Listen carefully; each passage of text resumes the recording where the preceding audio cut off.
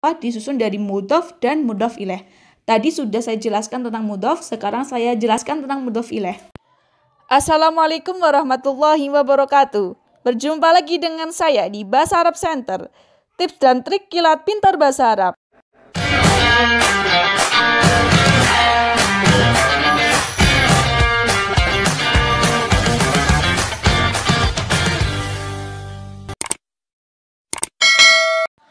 Pada pembahasan kali ini, kita akan membahas tentang idhofah. Idhofah ini merupakan susunan dua isim atau lebih yang memiliki satu arti, satu kesatuan arti. Tidak bisa disusun oleh isim dan fi'il, tidak juga sebaliknya. Jadi idhofah hanya dapat disusun oleh isim. Untuk isim yang pertama atau isim yang di depan disebut mudhof. Kemudian isim yang belakang disebut dengan mudhof ilaih. Ingat-ingat, idhofah disusun oleh dua isim.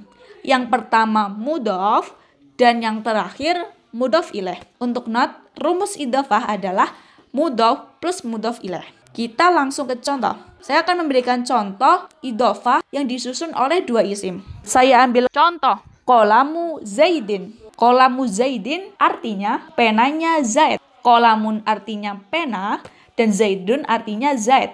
Qalamu Zaidin artinya penanya Zaid. Nah, sudah dikatakan tadi, idhofah memiliki satu kesatuan arti. Kalau misalnya kita pisah penanya Zaid menjadi pena dan Zaid, apakah mempunyai arti yang sama dengan penanya Zaid? Nah, pasti beda. Penanya Zaid dan pena Zaid mempunyai arti yang beda. Jadi, idhofah memiliki satu kesatuan makna yang tidak dapat dipisahkan. Qalamu Zaidin artinya penanya Zaid. Oke, selanjutnya saya akan memberikan contoh idhofah yang disusun lebih dari dua isim. Saya ambil contoh qalamu Abi Zaidin, artinya penanya bapaknya Zaid. Seperti tadi, coba kita pisah-pisah. Apakah kalau kita pisah akan mempunyai arti yang sama? Coba kita pisah penanya bapak Zaid. Apakah mempunyai arti yang sama?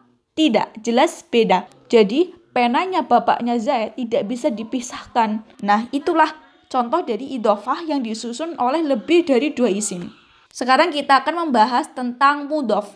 Mudhof tadi merupakan kata yang depan pada susunan idhofah. Mudhof memiliki beberapa syarat. Yang pertama, mudhof tidak boleh bersamaan dengan al. Langsung ke contoh. Saya ambil contoh yang pertama, az-zaidu. Yang kedua, zaidu. Mudhof tadi, syarat yang pertama tidak boleh bersama dengan al. Kita lihat pertama. Az-zaidu. Az-zaidu ini dibarengi atau bersamaan dengan al. Maka az-zaidu ini tidak dapat kita katakan sebagai mudhof. Selanjutnya kita lihat kedua. Zaidu. Nah, zaidu ini tidak bersamaan dengan al. Jadi, zaidu ini dapat kita katakan sebagai mudhof. Oke, next. Untuk syarat kedua, tidak boleh bersamaan dengan tanwin. Langsung lihat ke contoh. Lafadz pertama, qalamun. Lafadz kedua, qalamu. Kita lihat lafadz pertama. Qalamun. Qalamun ini diakhiri dengan tanwin. Seperti yang terlihat, tanwinnya saya lingkari agar lebih jelas. Qalamun dibarengi dengan tanwin. Kita lihat kalimat kedua. Qalamu. Tidak bersamaan dengan tanwin. Qalamun tidak dapat kita katakan sebagai mudhof, dan kedua inilah yang dapat kita katakan sebagai mudhof.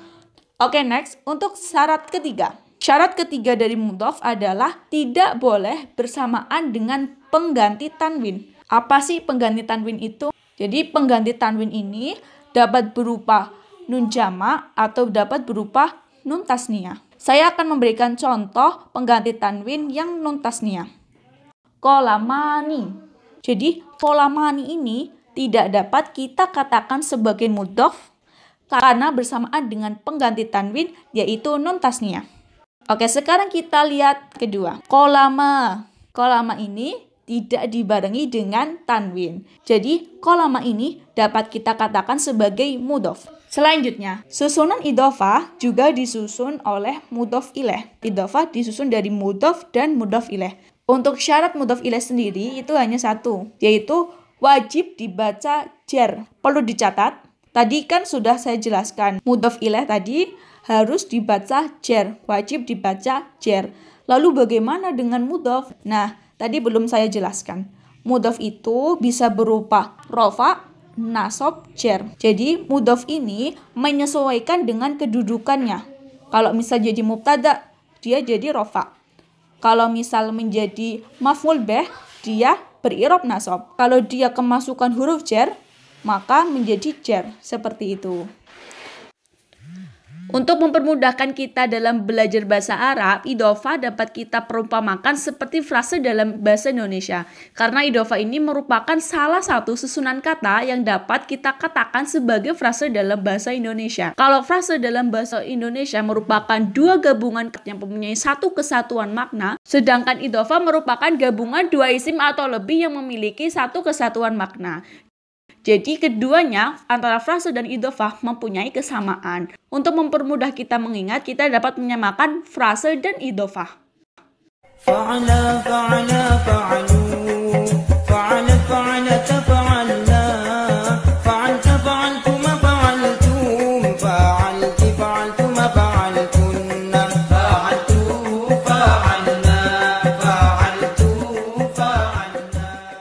Sekian pembahasan pada video kali ini. Jika ada pertanyaan dan ingin request pembahasan apa yang akan dibahas untuk next video, bisa tulis di kolom komentar.